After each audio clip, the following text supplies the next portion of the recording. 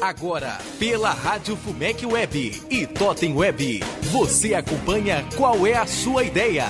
Com a participação dos professores Frederico Gabrichi, da graduação e mestrado do curso de Direito, e professor Admin Borges, do curso de Publicidade da Universidade FUMEC.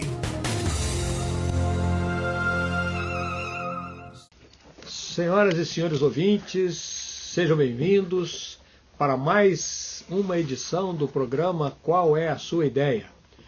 Este é um projeto do professor Frederico Gabrichi, professor de graduação e do mestrado do Direito. Nós recebemos aqui, sempre para uma conversa, um aluno do mestrado de Direito ou algum profissional que traga aqui a sua ideia para que nós possamos discutir. Nesse momento nós estamos com a Betânia Mendes. Bom dia. A Betânia, ela traz o tema Análise Estratégica de Cooperativas de Trabalho e a Terceirização. Então, professor Gabrichi, vamos conversar com a Betânia. Isso aí, Edmir, ouvintes, bom dia. Agradeço a presença da Betânia, que traz realmente um tema atual. E, como sempre fazemos, Betânia, qual é a sua ideia a respeito da análise estratégica das cooperativas de trabalho e da terceirização? Para iniciar a nossa conversa, para abrir essa ideia, é ideal que a gente primeiro precise entender por que trazer à baila o assunto cooperativas. O que a gente precisa entender é que a gente está vivendo hoje um momento sem precedentes, que é o índice muito alto de desemprego no Brasil. Hoje, se a gente for analisar, na última estatística do IBGE, nós contamos com mais de 14 milhões de desempregados. E a gente sempre observa que no final de cada período de crise em vários países, inclusive eu trago isso na minha pesquisa, as cooperativas de trabalho, elas surgiram como uma opção para substituir o emprego pelo trabalho. E hoje, com a nova lei de terceirização, permitindo terceirizar as atividades fim, essa terceirização feita através de uma cooperativa, o cooperado terá direitos reservados pela lei da cooperativa e ele terá também a possibilidade de trabalho. E aí vem a pergunta, qual que é a vantagem de se terceirizar via cooperativa? A cooperativa tem o cliente que aquela pessoa sozinha no mercado não teria. Aquela empresa, aquele representante, aquele fornecedor, que dependendo do ramo de atuação, ele não teria no mercado de trabalho. Betânia, esse tema, terceirização da atividade fim, a terceirização por meio de cooperativas de trabalho, é um tema muito debatido há muitos anos, mas esse viés da possibilidade da terceirização de atividade fim é um tema novo, porque surgiu com a reforma trabalhista.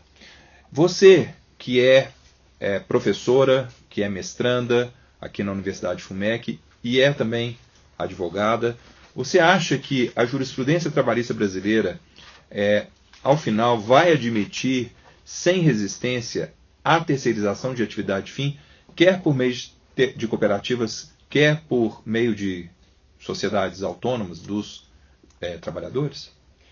Professor, só uma correção. Essa alteração da terceirização da atividade fim, ela não veio com a reforma trabalhista. Sim. Ela veio praticamente 6 meses antes com a nova lei de terceirização. A nova lei de terceirização, na verdade, ela trouxe na prática aquilo que já existia. Nem os tribunais conseguiam definir na prática o que era atividade meio e atividade fim. Então, o que a gente tinha na Justiça do Trabalho e na prática do mercado era uma confusão muito grande em relação a esses conceitos. O que era atividade meio, o que era atividade fim, em que momento a atividade meio se tornava atividade fim e se existia essa possibilidade de uma atividade meio se tornar atividade fim. Então era uma discussão que os próprios tribunais, dentro dos próprios desembargadores, eles não conseguiam chegar num consenso. Tanto que a gente tem várias decisões diferentes em relação a esse assunto. Eu não vejo nenhuma possibilidade de problema, apesar que não tem julgados ainda em relação a essa terceirização via cooperativa, uma vez que a terceirização que será feita, ela será feita resguardando direitos. Eles não têm direitos seletistas, mas terão direitos como recolhimento de INSS, terá o recolhimento de imposto de renda, tem seguros que são obrigatórios pela própria lei das cooperativas de trabalho. Então, tem direitos que são resguardados que nem a própria CLT resguarda. O que a gente precisa entender é que haverá uma troca entre direitos seletistas e direito enquanto trabalhador. Betânia, quando a gente vai pensar em propor um projeto de mestrado, na verdade a gente fica com um olho na teoria e o outro olho na prática, né? E fica tentando entender com qual metodologia alcançar os nossos objetivos com o projeto. Então eu queria saber, existe uma novidade, existe uma lei nova, existe uma discussão trabalhista agora, com tudo isso que está acontecendo, o cenário ele está em processo de transformação, mas e a literatura? Não é? Já existe uma literatura consistente para que se possa fundamentar essa discussão, esse projeto? Na verdade, essa discussão é uma discussão muito antiga. A formalização legal é que é recente. Há muitos anos, desde o final do século XVIII, já vinha se discutindo terceirizar a via cooperativa. A gente tinha terceirização através de empresa contratada e a gente tinha terceirização que tinha como segurança jurídica a súmula 331, que na verdade ela não é tão clara, ela não traz uma evidência de como que poderia ser conduzida essa terceirização, só diz que a terceirização deveria ser feita. Nós temos hoje vários autores, digo hoje assim, mas desde final do século XVIII, início do século XIX, vários autores que já vinham defendendo a ideia de se terceirizar via cooperativa justamente pela segurança que os direitos dos cooperados acabam tendo através da lei de cooperativa. Porque o cooperado ele não vai entrar para trabalhar, para ter um serviço terceirizado, de forma que ele não tenha nenhum direito garantido. Ele tem direitos garantidos, como, por exemplo, ele tem a garantia mínima salarial da convenção coletiva, ele tem direito a um seguro de vida e acidentes pessoais, ele tem recolhimento de INSS, de acordo com o valor, ele tem o recolhimento de imposto de renda, e ele tem outros direitos também, como plano de saúde, assistência médica e odontológica, ele tem uma retenção para poder dar direito a ele ao descanso remunerado, que é muito semelhante às férias. Ele não tem o 13º, porque o 13º, pela legislação, ele acaba sendo um engodo, porque o 13º, ele não é mais do que uma obrigação paga pelo empregador pelas perdas do empregado durante o ano. O cálculo salarial, ele é feito considerando um mês com 4 semanas, e não um mês com 5 semanas, como a gente tem. E essa reparação de perdas é feita pelo 13º. O que a gente precisa entender é que, se a pessoa trabalhar cooperada, ela acaba tendo direitos mais resguardados do que trabalhando seletista.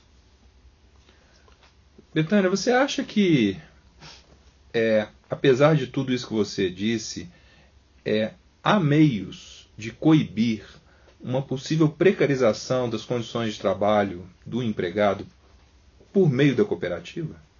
Na verdade, a cooperativa de trabalho ela é muito fiscalizada. Então, tem fiscalização do Ministério do Trabalho e Emprego, tem fiscalização dos sistemas de segurança do trabalho. A cooperativa de trabalho ela tem muito mais fiscalização que a maioria das empresas empregadoras no Brasil. Existem empresas empregadoras que funcionam por 20 anos sem nunca receber uma fiscalização. A fiscalização de cooperativas, mesmo a gente é ciente que o número de fiscais é muito pequeno para um país de dimensões continentais, a fiscalização da cooperativa é muito grande, porque a cooperativa ela precisa montar e manter relatórios constantes das condições de trabalho, e isso precisa estar assinado pelo Ministério do Trabalho e Emprego e Ministério Público do Trabalho. Betânia, agradecemos muito por você ter trazido um tema tão atual e tão necessário nesse momento, e estaremos torcendo aqui para o seu sucesso, né, na sua caminhada aí no mestrado até a defesa final. Muito obrigado e parabéns pelo tema. Eu que agradeço a oportunidade. Boa tarde, muito obrigada. Obrigado, Betânia, obrigado, ouvintes. Lembrando que se você quiser participar enviando sugestões ou comentários, pode fazer isso por meio do e-mail qualéasuaideia@fumec.br ou qualéasuaideia@gmail.com. Muito obrigado e até o próximo programa.